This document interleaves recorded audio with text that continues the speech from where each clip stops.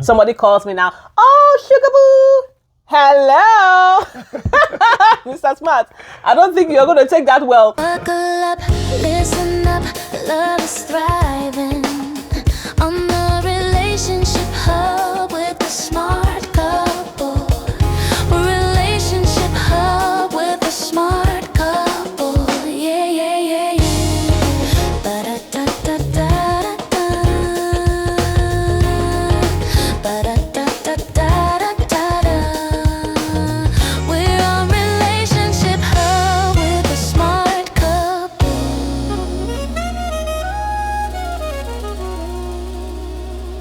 Welcome to the Relationship Hub with the Smart Couple. And today we're going to be talking about what are the no-nos when it comes to best friends of the opposite gender in marriage or in a committed relationship. Yes. So I feel one of the no-nos when it comes to having a best friend of the opposite gender is you not putting your foot down in terms of what they expect of you. Because you guys may have been best friends, calling each other, going out, doing fun things together. And now they that are the best friend are beginning to feel intimidated, feel jealous, feel rejected. And then they might begin to start acting in certain ways. So if you don't put your foot down and tell them, hey, I'm in a committed relationship now, or I am married now, so you're going to have to understand that things are not going to be the way they used to be. You know, I think that's actually the first step in terms of establishing boundaries when it comes to how the best friend responds to your new status as you know, in a committed relationship or in a marriage. Yeah. Yeah. And I think another way of handling that as well is you have to stop. If you guys normally spend long time in communication or talking on phone, you have to at this point stop it or reduce it. Know that you are now a married man or a married woman.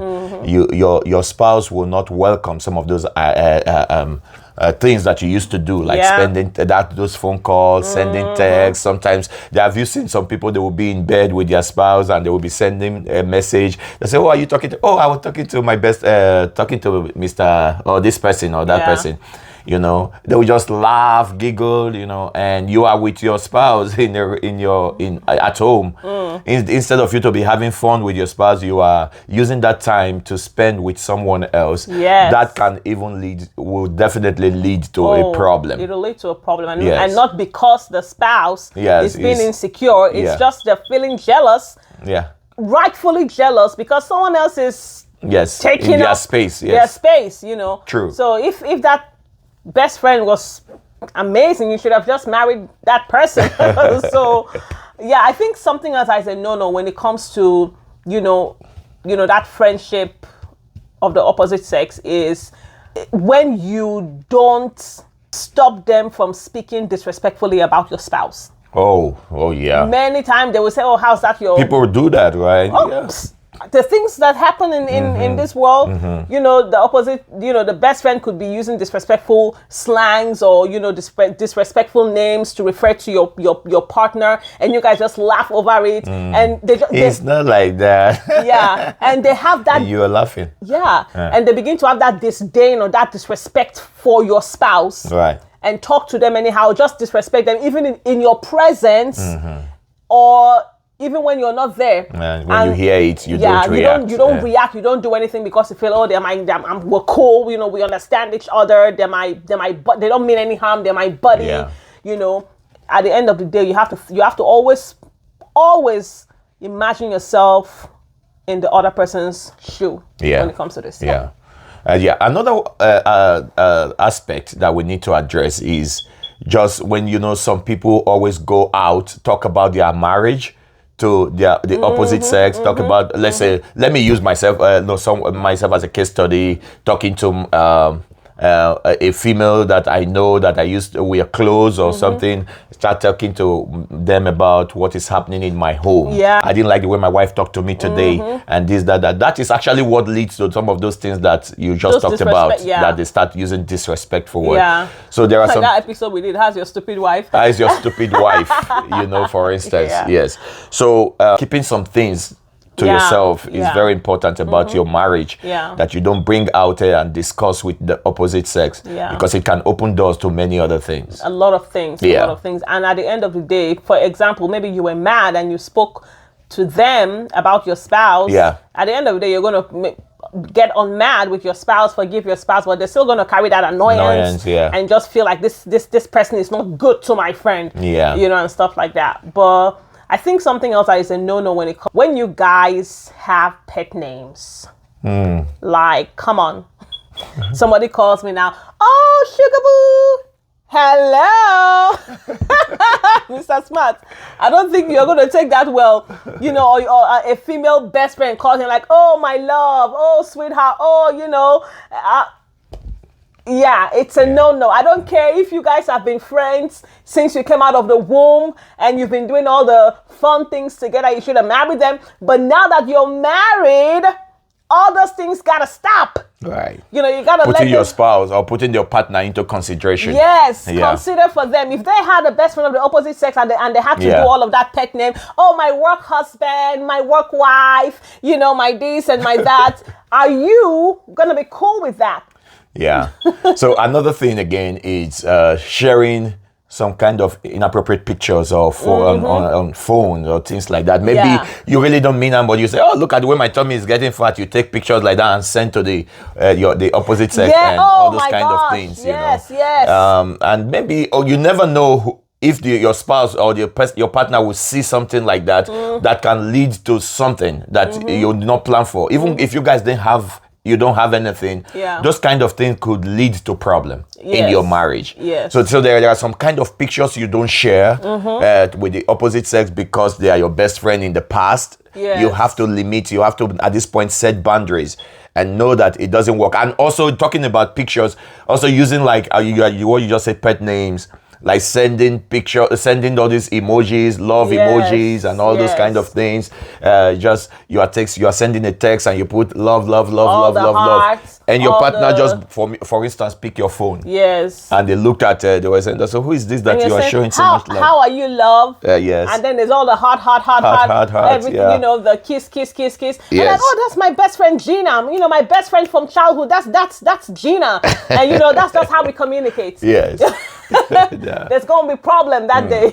So that's definitely, a big no-no when it comes to that. Marriage. So, and I think another thing is when you put your best friend of the opposite gender in the decision-making in your relationship. Oh, boy. When everything you have to do, after you discuss with your spouse, you always believe that the opinion of this other person matters because they've always been there for you. They know what you really like. Yeah. So after you discuss with your spouse or with your partner, you end up you still go back to them.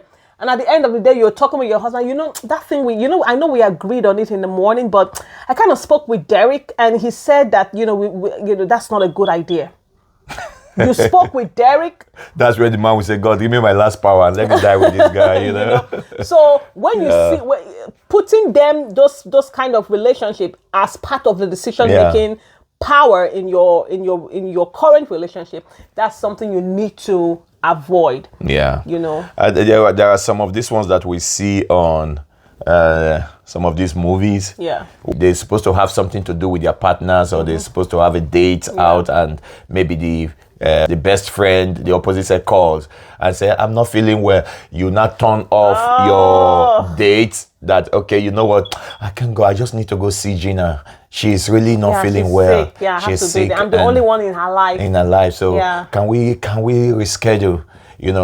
things like that, you are setting yourself up for failure. Yeah. Your spouse you might feel innocent or feel that it's just a normal thing, but it's not a normal thing to the other person. Yeah. They'll start being angry, being resentful, and just feel that they are being put at the back burner in their relationship. Yeah. When it comes to this person's issues. Yes. So you want to be wise and be careful. That's right. Yeah. That's right. I think one more thing is when they are the first call in your life for anything. Something good happens before you call your spouse, you call them first. No. Something bad happens before you call your spouse, you call them first. I think you need to watch out for that. Your spouse should be your first call. Yeah.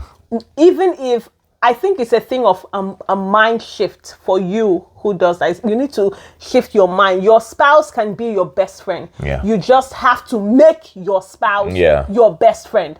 Right? So when you notice that this is what is happening, anytime something good happens, you end up calling this person, you need to intentionally stop doing it. Yeah. Yeah. True. Although, there are some things that make some people start moving to that direction. If you've observed that your spouse is not giving you time, maybe you really want to talk to me, something happened and you want to talk to me, and I'm not making myself available, and the next thing, and it's a recurring thing.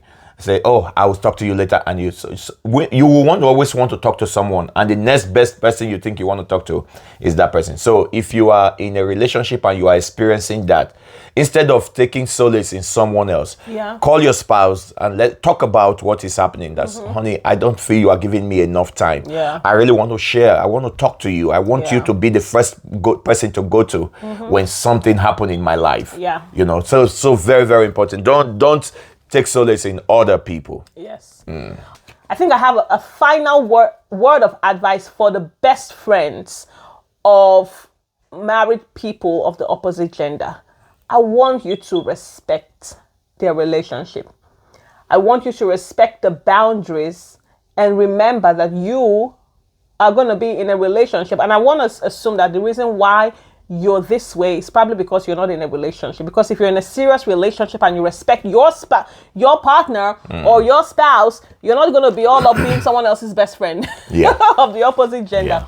So step back, respect them. Things are not always going to be the way they used to be.